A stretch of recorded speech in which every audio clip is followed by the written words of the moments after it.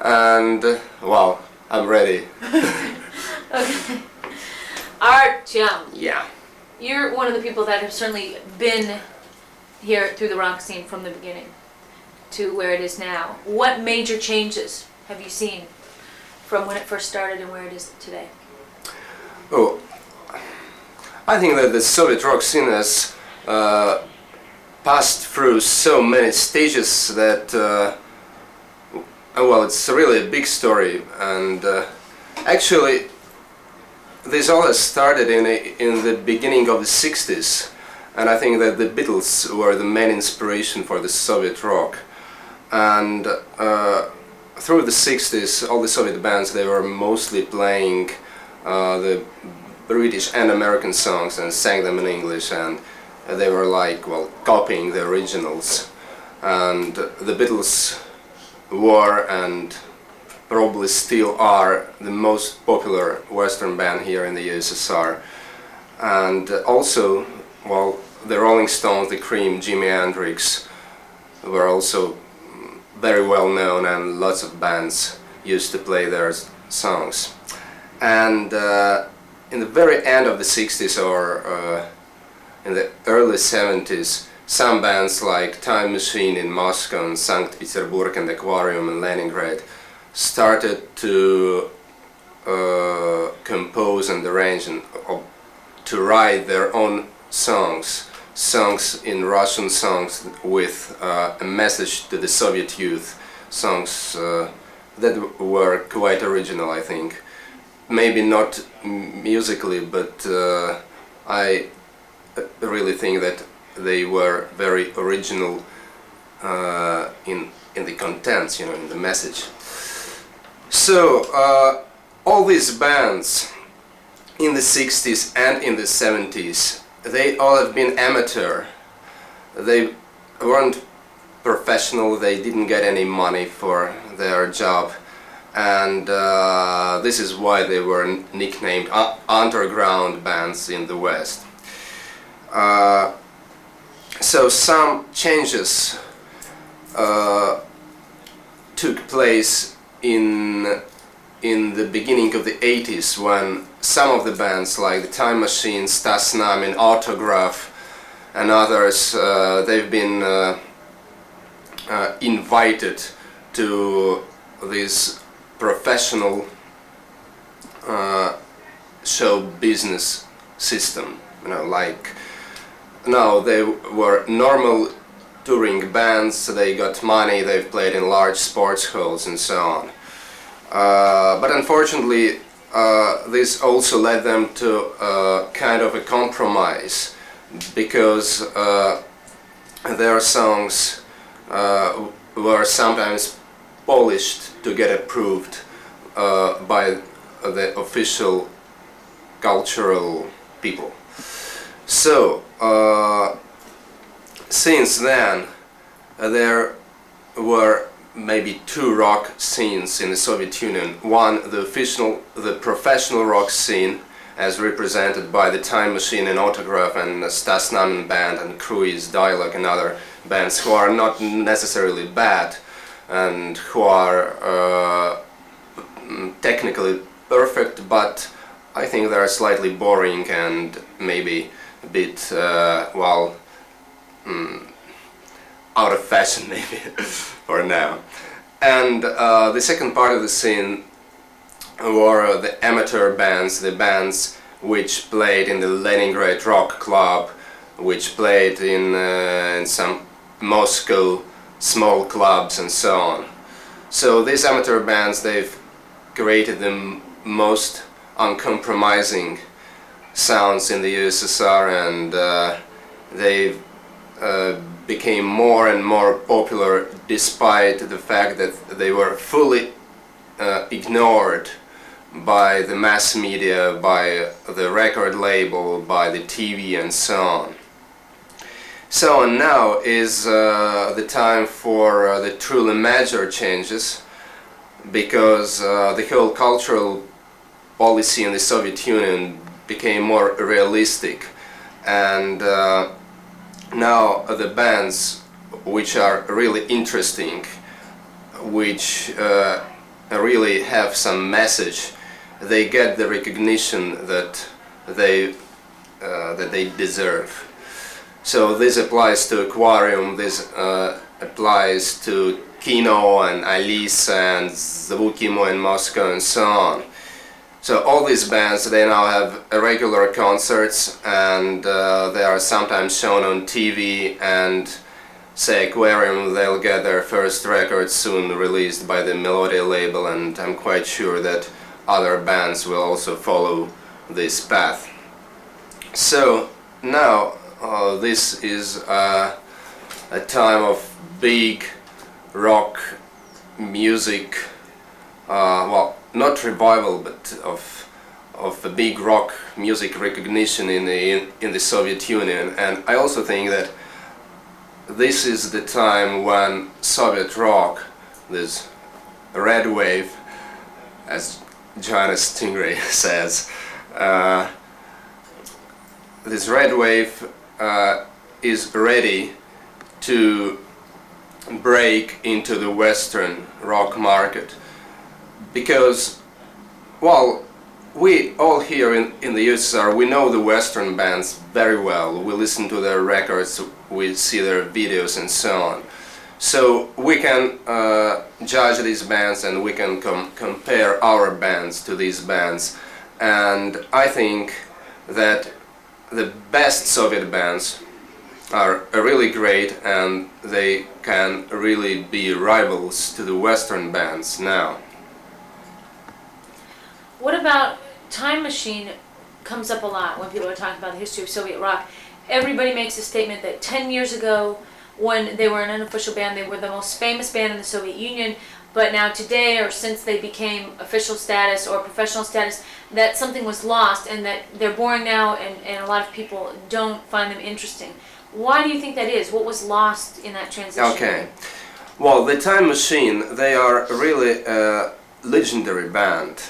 And I think that they are the most influential rock band in the history of the Soviet rock, because they were the very first band to write the songs with Russian lyrics, and through the 70s they were really the #1 band. They were quite sharp, and they sounded not like the others. And you know, they were really showing the other bands the way of how can they deal with their own problems and write the songs that would concern the real problems of the life in the Soviet Union. And when in the 1980 Time Machine turned professional and started touring and make big gigs in the sports halls and so on, they became more polished, I think, because now they were aimed at the mass audience, which is not necessarily rock audience, and they were asked by the state concert organizations to play some songs and not to play some other songs and so on. So they became too safe, too comfortable. And although I still think that they are a good band, and Andrei Makarevich, their leader, is a very talented guy. He's a good poet, and he writes some good melodies, but they are now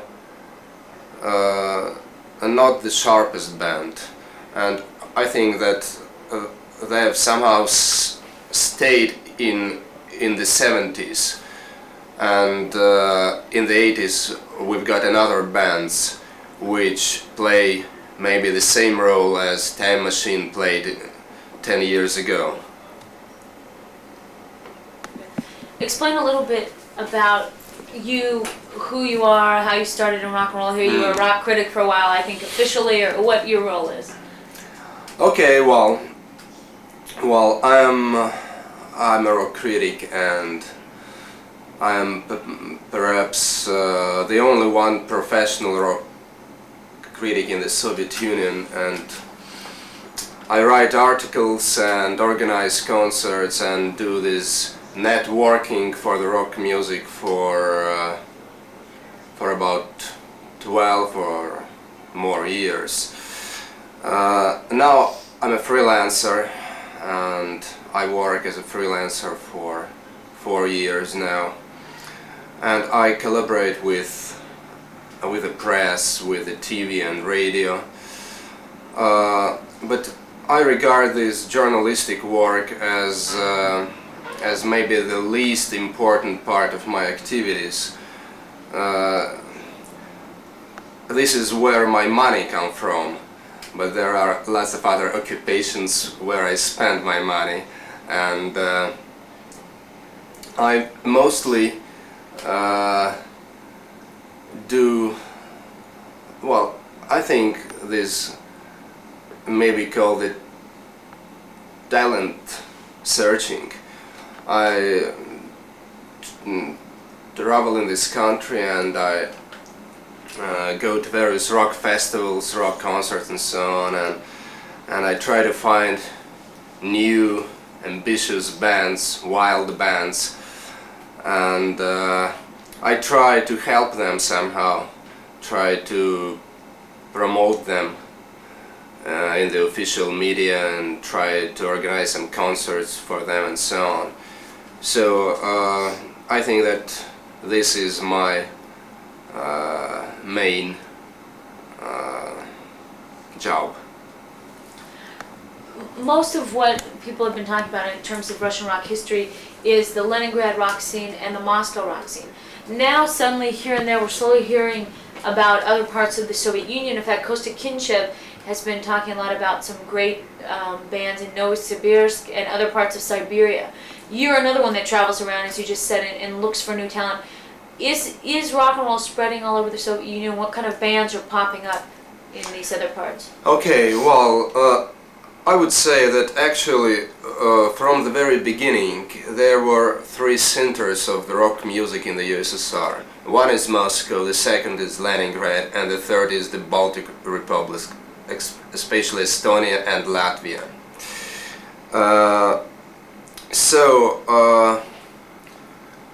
The other areas like Siberia and Ural and Ukraine and Belarus, they've started to show some kind of activity only in the past few years. But now I really think that there are some good bands. In Siberia, say, there is an interesting band called Kalinov Most. They somehow... Sorry, that's the band who's talking about. Yeah, go ahead. They somehow combine this a Russian folk style with psychedelic rock and hard rock, and the result is quite amazing. There are also some good bands in Sverdlovsk, like Nautilus and Orphan Juice. Then they've got some good bands in Ukraine, especially in Odessa and also in Kiev. And the Baltic republics, they have a wholly different scene from what's happening in Russia. They sing in their native languages, and they have different cultural and musical tradition, and also a different way of life. So the bands from Estonia and Latvia, they sound totally unlike the Moscow and Leningrad bands, and I also think that there are some very good bands which are probably even better than the Moscow and Leningrad bands, although they are absolutely unknown in the West and also here in Russia. And these bands include like Antis from Lithuania, a Yellow Postman from Riga, Latvia, and Turist and Contour from Estonia. So, in fact, rock music is spreading all over the USSR from the Atlantic Ocean to the Pacific Ocean, and I don't think that there are any areas in the Soviet Union where rock music is not happening. I mean,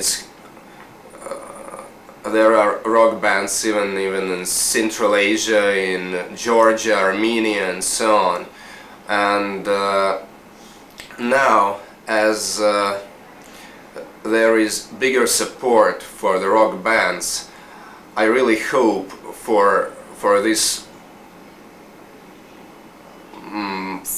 places, because I think that Moscow and Leningrad are maybe a bit overexposed, while other cities, they still are in shade. So I believe that there will be much more great bands from various obscure cities of the USSR in the very near future.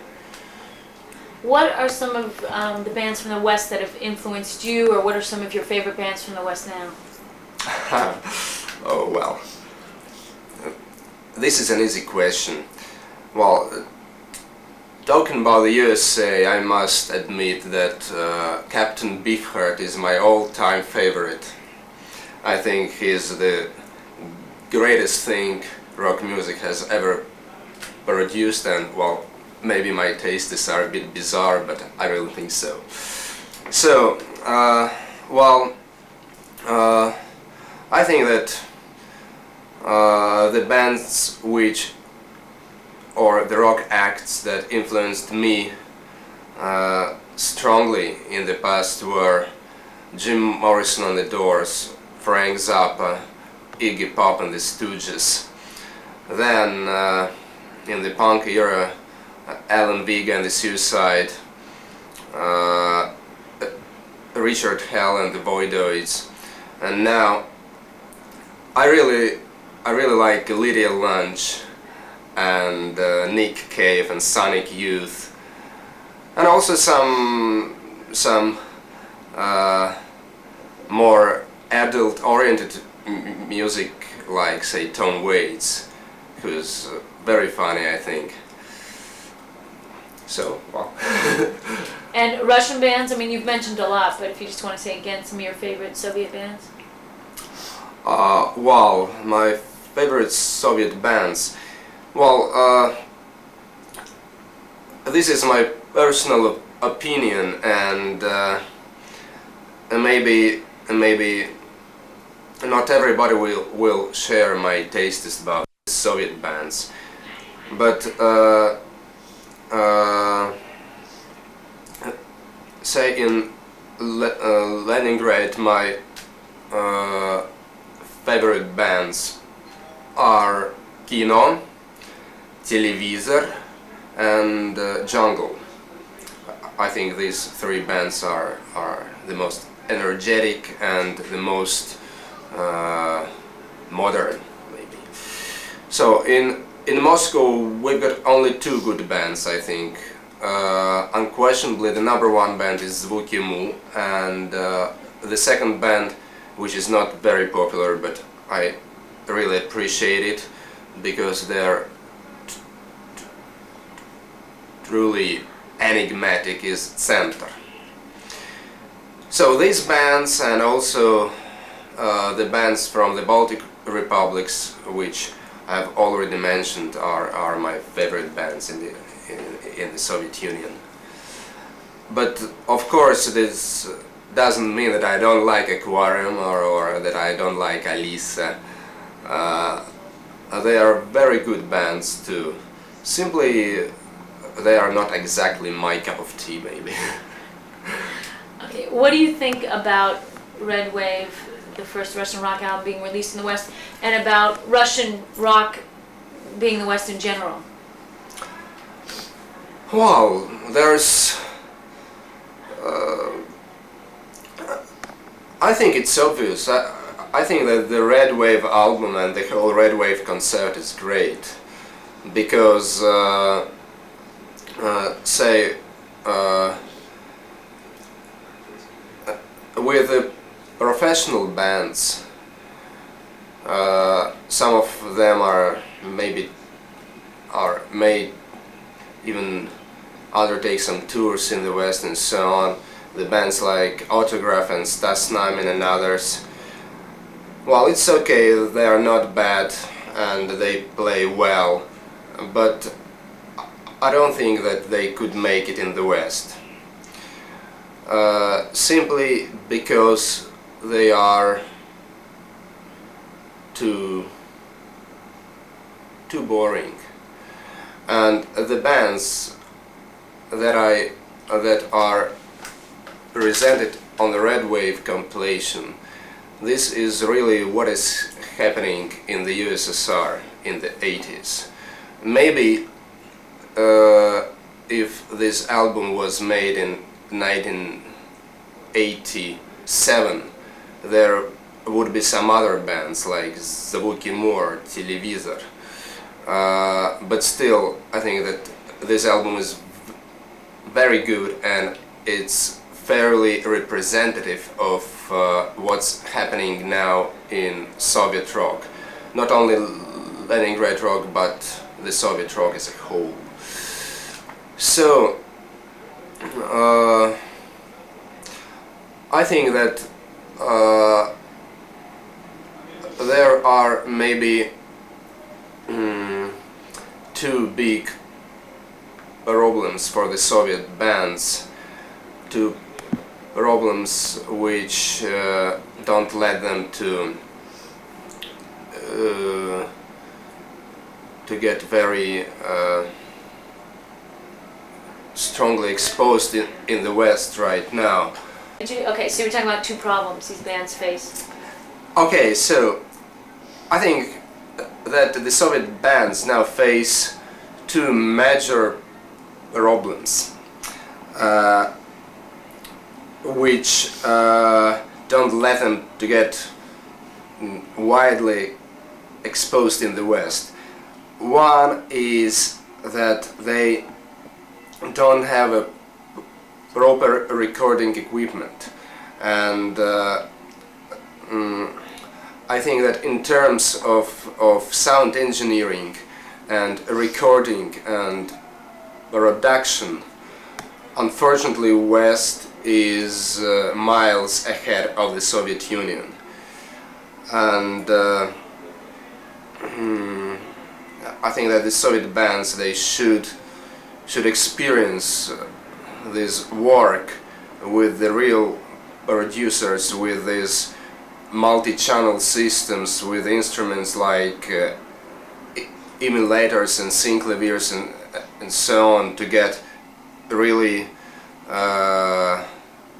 strong, you know, and to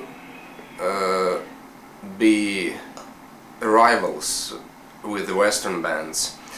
And the second problem is that they are not very experienced in live appearances. Say, all the bands from the Rock Club or from the Moscow Rock Laboratory, they usually play in the small halls, like like these clubs in the West. So they don't have all this huge equipment, these PAs, these laser beams and so on. So this is also why they are still a bit handicapped. But if we speak about the pure, if we speak about pure music and the songs and the lyrics and the playing and the performance, then our bands are okay, I think, and sometimes when I see, say, well, the video clips that China made for Soviet rock bands, I really think that they are no worse than the Western ones. So if we get all these high technology devices, recording devices and stage devices, then I think that the Soviet bands really could rival the Western bands. Great. So what do you think about the future? I mean, right now in the Soviet Union, rock seems to be becoming the official art of the day, and it's every time you turn the TV on New Year's, it's a rock program, and rock programs here and rock programs written up in the papers. It really is changing. What do you think is going to happen next in the rock world? Well, I think that and now this is the time for the major change in the whole cultural and social policy in the Soviet Union. And I don't think that the rock thing will soon again be treated badly, and that all this rock movement again will start to get ignored. So rock is official now, rock is legal now, and I think that it will be okay from now on in the future. And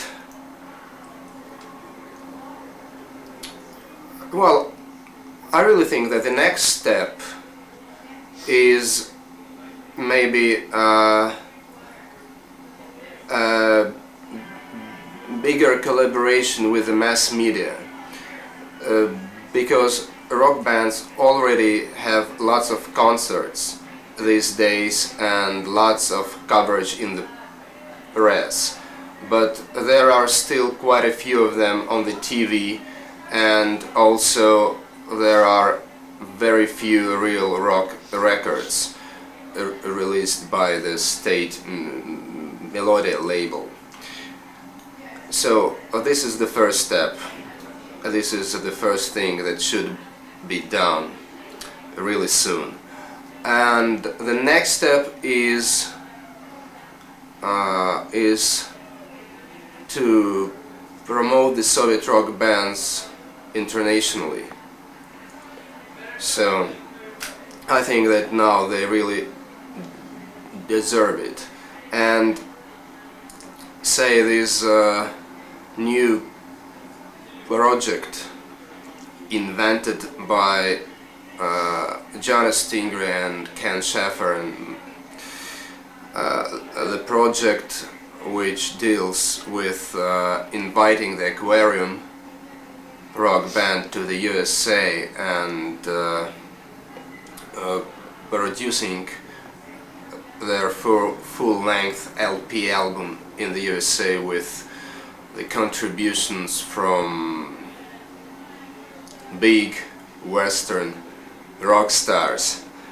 This is really a very fascinating and amazing project, and I wish good luck to the people who are involved.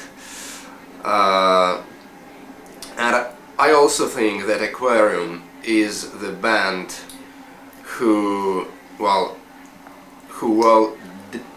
deserved this great opportunity for all their long sufferings in the past. But also I think that this project may be a waste of time if it turns into a one-off job. If after the Aquarium the case is closed. I mean, I see it. I see the true meaning of this idea is is a start of a continuing collaboration between the rock musicians from the East and from the West on a very high level, on a very well, commercial level too. It's not only a peace and friendship act, but this is also a serious, you know, show business attempt. So I think that it must be done this way, and after Aquarium there must be other bands, other younger bands, and we've got lots of great new rock acts here in the Soviet Union who are maybe even more sensational than Aquarium, and who could probably make it better in the West than Aquarium. So after this first step there must be steps 2, 3, 4 and so on. Great, I think that's great.